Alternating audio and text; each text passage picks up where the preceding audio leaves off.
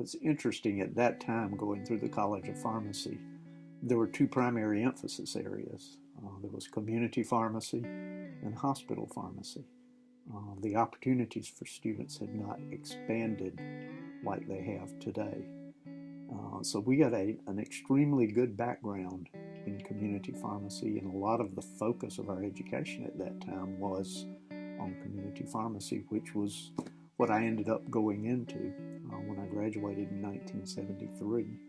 And I think the difference now is our students are exposed to a wide variety of opportunities that some didn't even exist at that time. But really, that's an effort of our program now, is to make sure that students are aware of the vast array of opportunities that are out there, including community and hospital pharmacy. I think we're extremely effective. And part of this has been dictated by the accreditation standards that are in place. But another segment really is based on the creativity of this college itself, in that we work very hard to demonstrate to students how the different practice areas are handled.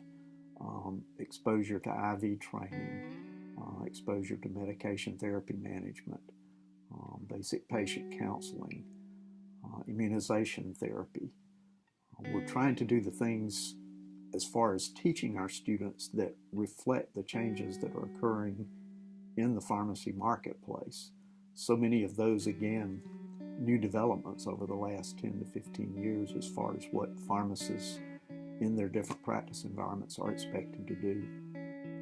I think one significant advantage that we have as an established College of Pharmacy that has a rich history is the base of alumni that we have.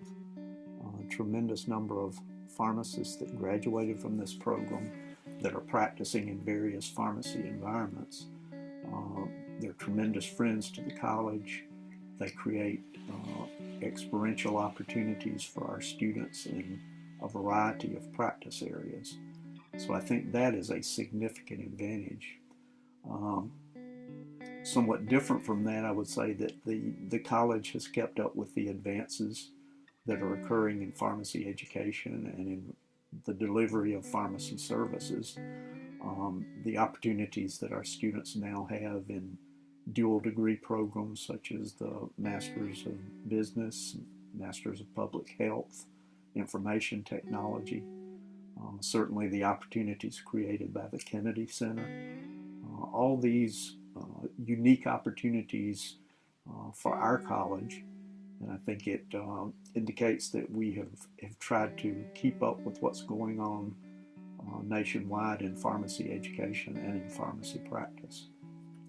I probably can't express how significant this college has been to our family. Certainly for me, not coming from a wealthy background, my brother and I were educated here at the University of South Carolina.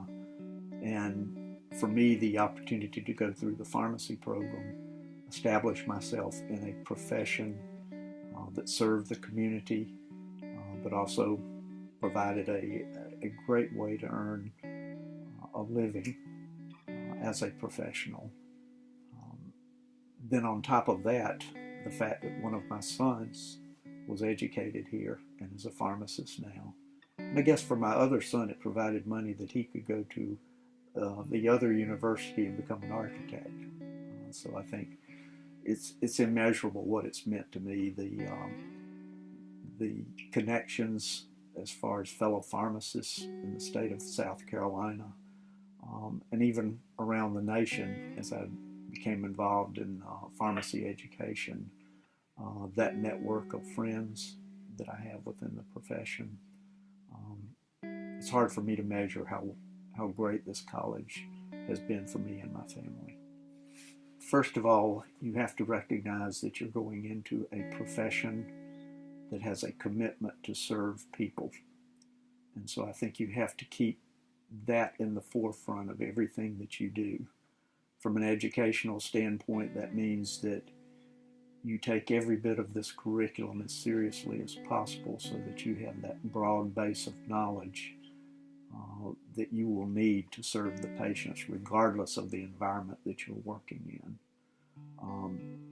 The complexity of drug therapy, the complexity of third-party payments within the insurance industry and how that impacts pharmacy. All these things are unique to our profession. And it's important as students go through the educational process that they realize that this is a building block as they go through the curriculum, that everything that they're exposed to potentially is going to come back and impact their care of patients and their knowledge of how to take care of patients in the long run. So staying focused on doing everything that you can to be best prepared to be that deliverer of pharmacy services to whatever patient population you're dealing with. The information that students are exposed to now is so much more complex and expansive compared to 1970. So many more unique products that have more impact, but also the potential for more problems. So it's key that the students recognize that they have to focus on what they're doing here, but also when they get out into practice, to keep focused on continuing to build their knowledge base and to stay up to date on what is going on in healthcare and in pharmacy specifically as the marketplace changes. Well, I'd like to say thanks to the College of Pharmacy, the University of South Carolina, all of our faculty and staff and administration here, and the great students that have come through this program over the 29 years that I have been here. I often tell people that my 17 years in community pharmacy, I had a base of patients that I interacted with on a regular basis. And that was one of the special things about being a community pharmacist, was that connection back and forth between those patients.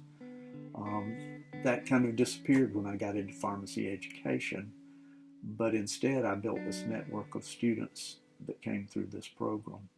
And they serve, I guess, as the different population that I have served over the years. And to see a student come through here and then move on to be a professional and to do tremendous things as a pharmacist, truly rewarding. I've really been blessed in my career.